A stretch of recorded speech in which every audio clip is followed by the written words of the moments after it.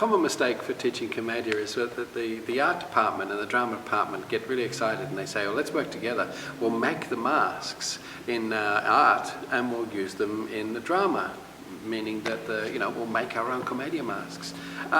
Even though this is a good idea of joining different departments together, it actually is not the best idea for the performance element, because if the student's actually making the mask, they are actually there with the clay and the papier-mâché and it takes quite a long time, so keeping up the enthusiasm is difficult.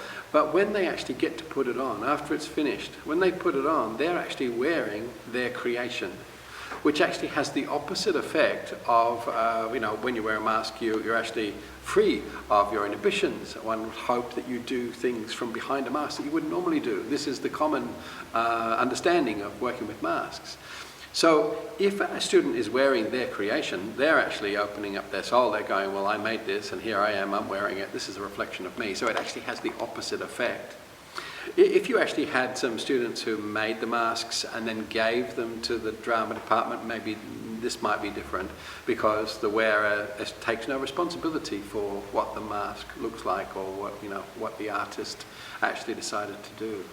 So I often recommend not to bring those two departments together. The researching of Commedia is not the best thing to send your students to do. I've actually seen drama teachers say, okay, we're going to do Commedia the first week, go off to the computers, go and find out what you can find out about Commedia. And of course they learn about the characters and they learn about the period and all those things. Whereas in actual fact, what you're doing is filling their heads of information of what they should be doing. In other words, they're looking for tips and tricks and stuff of what they're going to do if they were going to perform.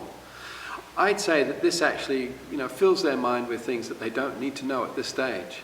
My recommendation is you work with the masks first. Look at the mask face to face. Just take the mask, and don't worry about the history. Put the mask on, look in the mirror, find out what that mask character is by improvisation and experimentation. Once the students have discovered the masks themselves, then they can go back to the history. So the research comes after the fact. Of course, the history is important, but I much prefer the students say, oh, so that's why I did that when I was wearing that mask, because in history it says that this is that type of character. Hey, I found that. I found that myself, by working and rehearsing with the mask. The assessment tasks. Most teachers will set improvisation as their assessment task because the common knowledge is that Commedia is an improvised art form. I think that this is a very, very difficult task to give your students.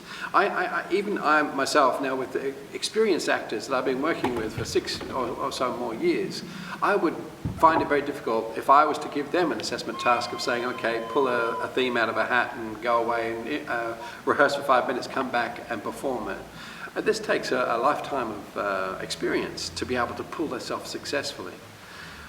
So I actually try and discourage teachers from setting that kind of assessment task. I'd much prefer they say work on a theme and let them rehearse it and rehearse it and rehearse it. But then when they get to perform it, allow them to integrate some heckling from the audience or ad-libbing from the audience, and then let them jump back to their script.